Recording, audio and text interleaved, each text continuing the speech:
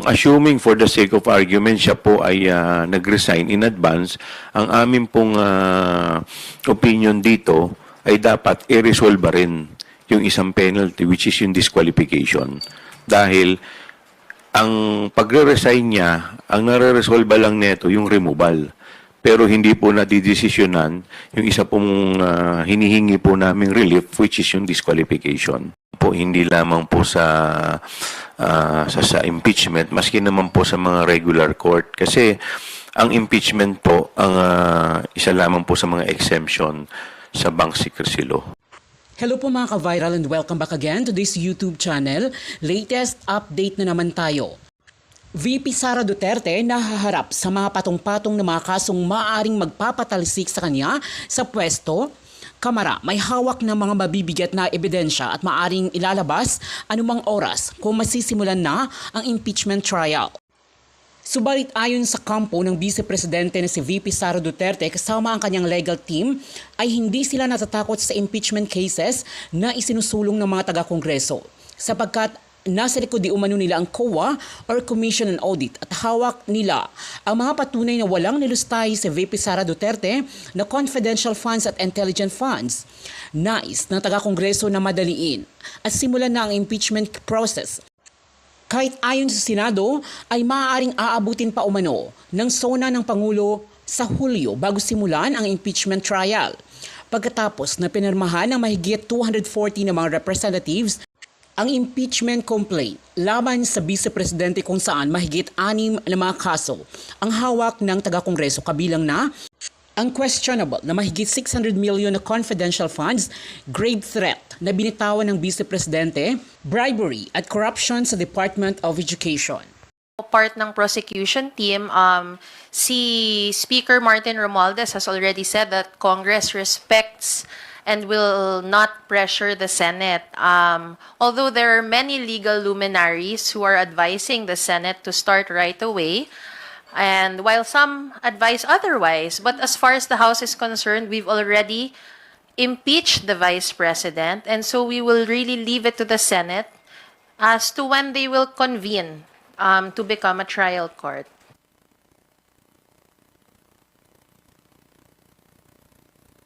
Thank you, Rosalie. For today's second question, let us call on Tina Pangiliban Perez from GMA7. For Prosec Kong Rog, will you be requiring the presence of Vice President Sara Duterte during the impeachment trial? Again, we've yet to talk about yung specific matters such as this.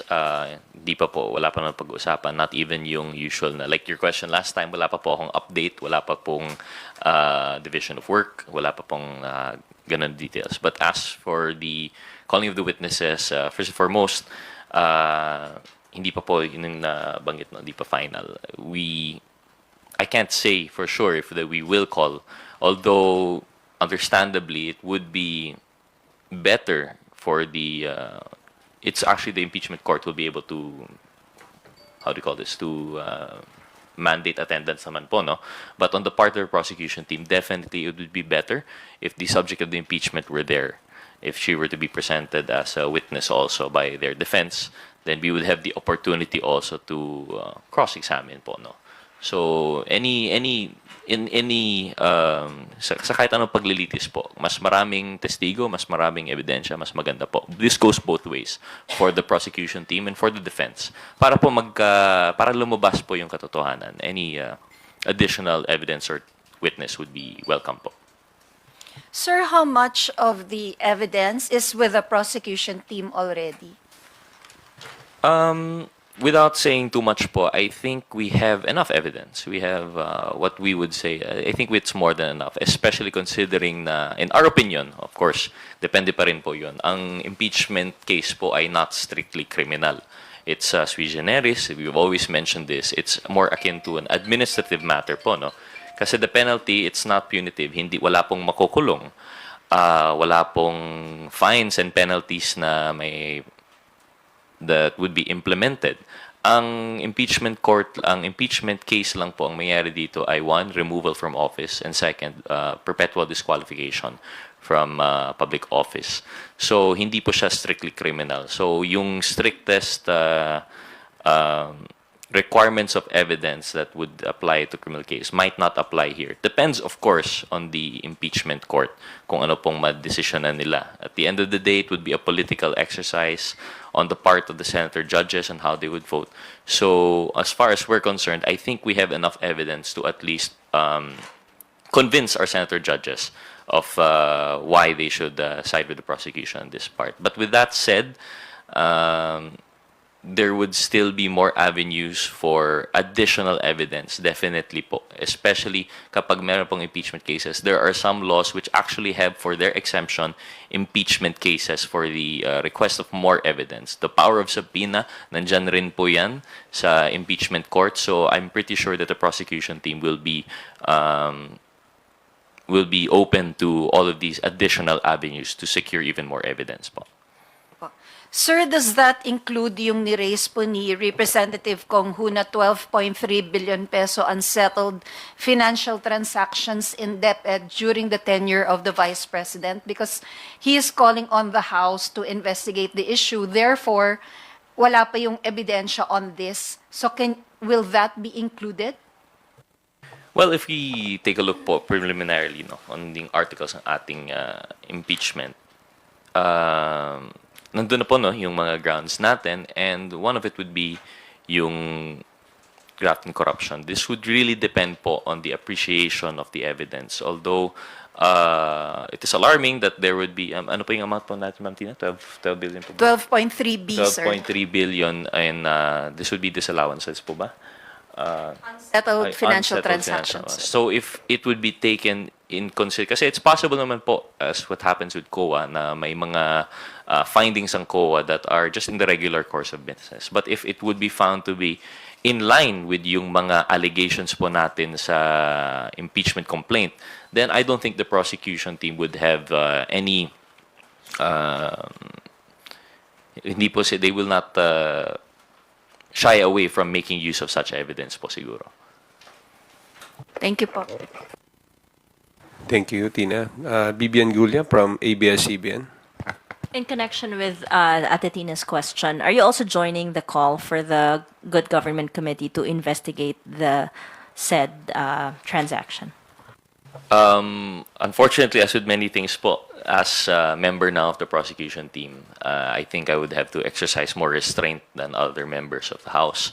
I will not join the call, although we will anticipate eagerly any developments there. Kasi po, sa amin, because we already have filed the complaint, the House has already filed the complaint, and we are now anticipating the convening of the impeachment court. That would now be the proper venue for us to thresh out these issues. If the prosecution team feels na kulang pa po yung evidence, or that they would like to seek additional evidence, the proper venue would also be through the impeachment court. Although nothing precludes po the House from conducting inquiries in aid of legislation as part of its legislative functions, and nothing would preclude other members of the House po to answer this call po ng kapwa congressman po namin. On whether we plan to bring this up sa Good Government Committee, yes, ma'am. In fact, napag-usapan na namin yan ng ibang members dahil sa proposal ni Congressman Kong Hun, balak po talaga yung talakayin sa Committee on Good Government.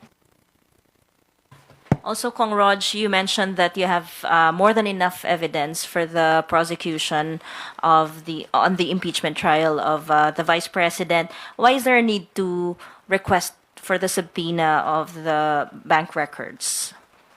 Well, you don't stop po just because you know that you have enough evidence. No? For as much as possible, you would like to establish, even if you have a strong case, any prosecutor would like to have an even stronger case. Kung ang sa criminal court nga po naghahanda ang prosecutor for guilt evidence that would prove guilt beyond reasonable doubt, I think we should still have the diligence po no as a prosecution team to prepare for such quantum of evidence. So this means po no na talagang we have to really establish our case. While the Senate impeachment court might settle for a lower standard of evidence, it still would never hurt your case to become prepared with even more evidence. And talagang aside from that, aside from just the objective of yung impeachment court. This is also a venue po, no, para malaman na po yung katotohanan. Kasi that has been a constant call po, even in the House. Yung sa budget hearings po natin na hindi po nag-attend, hindi po tayo nalinawan kung ano ba talaga ang nangyayari noon, nung mga committee hearings po natin sa good governance, committee hearings sa Quad, in cases na hindi po malinaw, no, yung ano ba talaga yung nangyari. So the impeachment court now, aside from a venue for redress in relation to these offenses, it is also a venue for the truth to finally be revealed po. So this is something that we like to stick to po siguro. I think that's in relation to Article 4 po ba? Yung sa disclosure ng assets and properties sa SALN. But even without it, for example, if hindi i-grant yung subpoena, will the current evidence on that particular article stand? We believe so. Actually, a lot of the push and pull in the complaint would be which articles to include, and by its inclusion and by its approval by not just 1/3 of the House but by 80% po, no, right now, I think that speaks volumes of the confidence that the House has in the evidence that would back these articles po.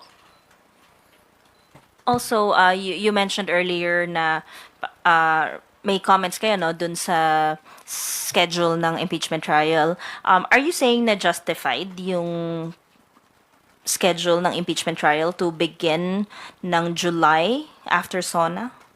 I would not say justified po. I'm just saying, as a reaction po, no, sabi ni Ma'am Rose, as a reaction, given the context of which SP Escudero has made his remarks, given the context na alam na po natin kung which interpretation the SP has adopted, given the context of yung daloy po ng proceedings sa Senate, according to none other than the Senate President, I believe then that is the practical consequence.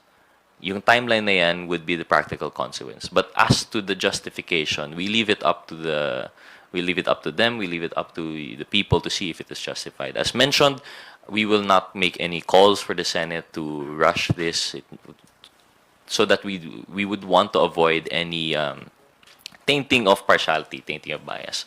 But with that said, as mentioned, there are legal luminaries, and sabi nga, nabanggit na po ni Kong Pami, that are of the opinion that they are of the opinion of a different interpretation po, no? Habang si SP Escudero ay nandun sa panig na ang interpretasyon dapat dito ay still within the bounds of Senate's legislative calendar, within the bounds of plenary action. Meron naman pong interpretasyon na kapag sinasabi ng saligang batas na the trial shall proceed forthwith, ibig sabihin agad-agad. And given na meron rin na interpretasyon na hindi ito legislative function kundi constituent power, ito ay mandato at authority within the Constitution itself that they can implement independently. So, yun na po siguro. Sir, follow-up ko lang po yung impeachment secretariat.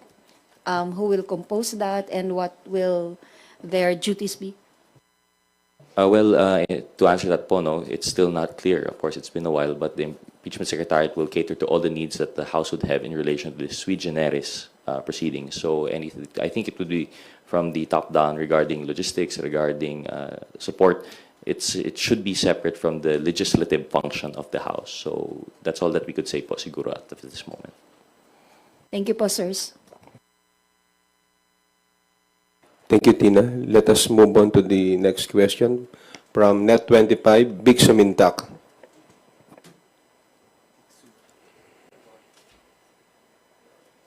Good morning po.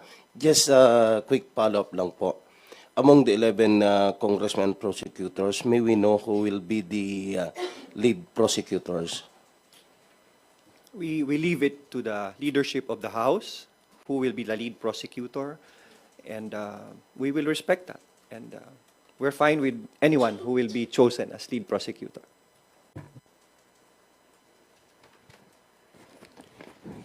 Thank you, Vic. Bibian Gulia from ABS-CBN. Good morning, Kongs. Tama po ba yung intindi ko sa mga answers ninyo kanina? Okay lang po sa inyo na June na mag-start after the elections yung trial. There's no call to hold the trial during the break? Since the Constitution provides that trial shall proceed forthwith, if we interpret forthwith, dapat po sana as soon as possible yon. But since the Senate is an independent body, and we respect their independence, being a bicameral legislature, we will leave that to the interpretation of the Senate.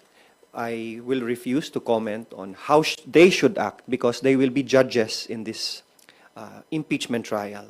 And we accord them with the utmost respect and that they should act with utmost impartiality without any influence from the prosecution or from the respondent or the defendant. So, sana po maagapan ang pagsimula kasi the sooner that the evidence can be laid down, the sooner that due process can be exercised, the sooner can the issues pending before us can be resolved. So, sige po, sana po maagahan dahil handa naman ang prosecution team. But, sir, so as you mentioned, it's written in the Constitution that trial should proceed forthwith. But can you point us to a specific rule lang po or part of the Constitution where it states that the Senate can hold the trial even when Congress is on break po? When you say forthwith, hindi nakasabi doon kung saan sa konstitusyon na pwede may break.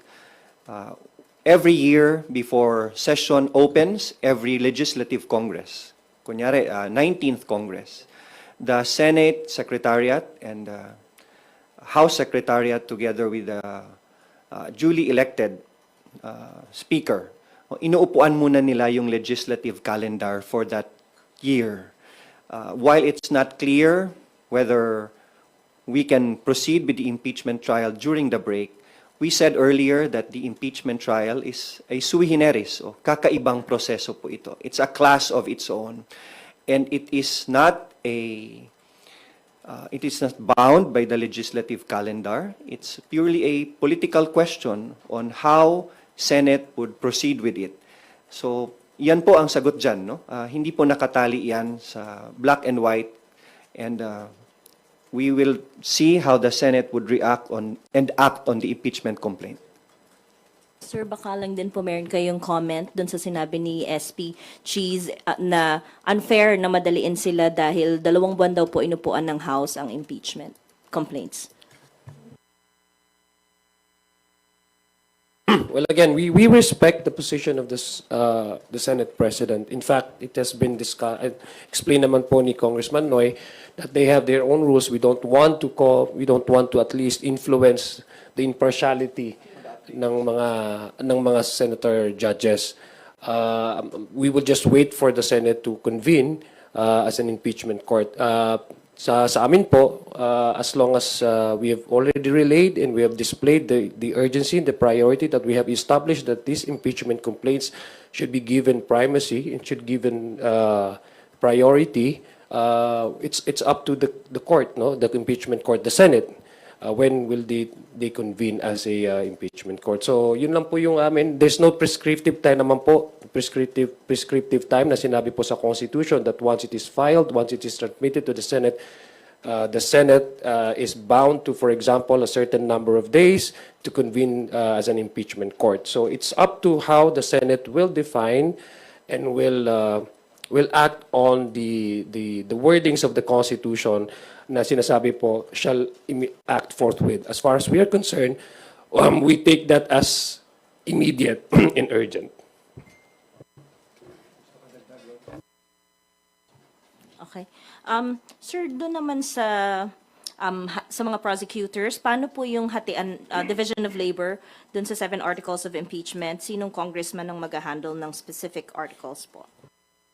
As of the moment po, wala pa pong assignments po of which prosecutor will be handling which articles. I think there's something to be discussed further down as we form the full impeachment secretariat po. Your reaction din, sir, na parang yung mga ibang mga kamag-anak ng ibang senador ay hindi po pumirma doon sa impeachment complaints. Parang doon sa mga kamag-anak, 3 lang po yung pumirma. But most of them, hindi po pumirma doon sa complaints. May implications po ba ito on the... Well, how would you interpret that? I hope you'd understand we'd refuse to comment on that po. Especially given that these are our colleagues and we respect their opinion, every representative has the right to conduct themselves as they see fit for their constituents. But one thing's for sure po, the numbers are very clear. This is more than 1/3 required. There is a supermajority, so to speak. Yun na po yung impeachment complaint po natin. Just to add, legally, it will not affect the impeachment complaint. It will not affect the impeachment trial. And cold neutrality of an impartial judge by the Senate and members of the Senate would be better preserved siguro kung may ganyan.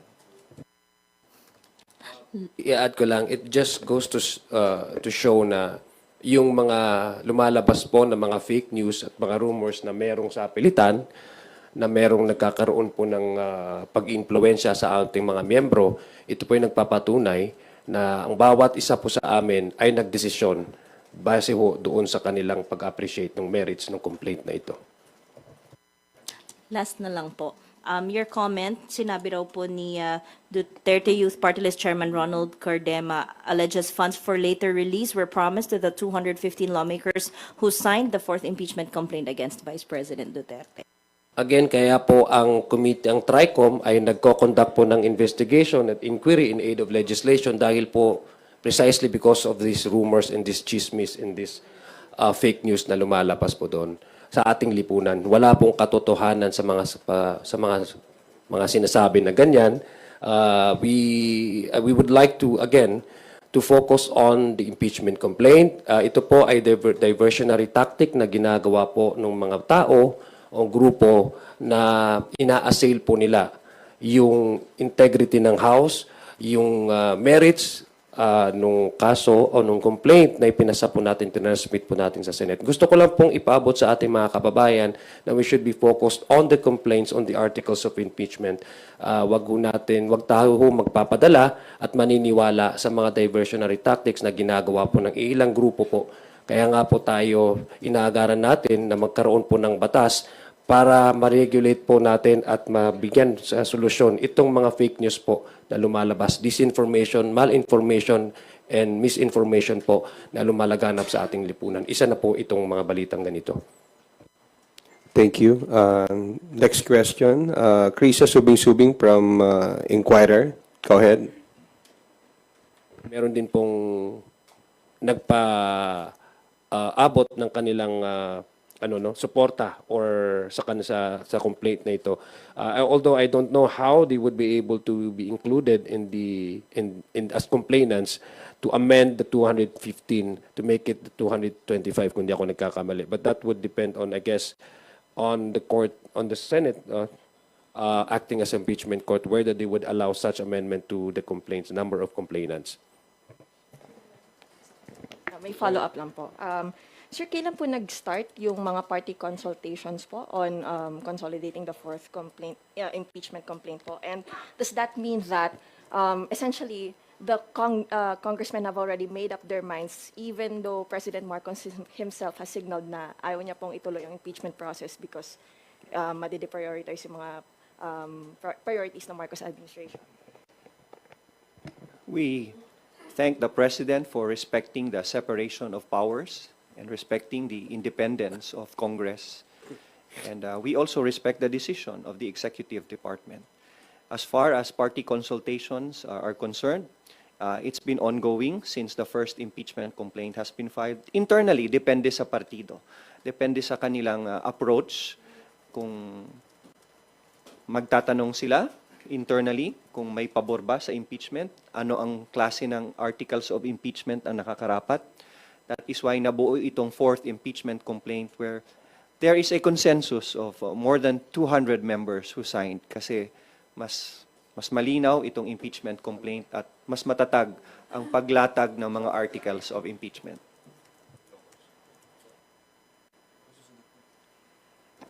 Thank you, Krisha. Next question from Billy Vegas of Abante Politico.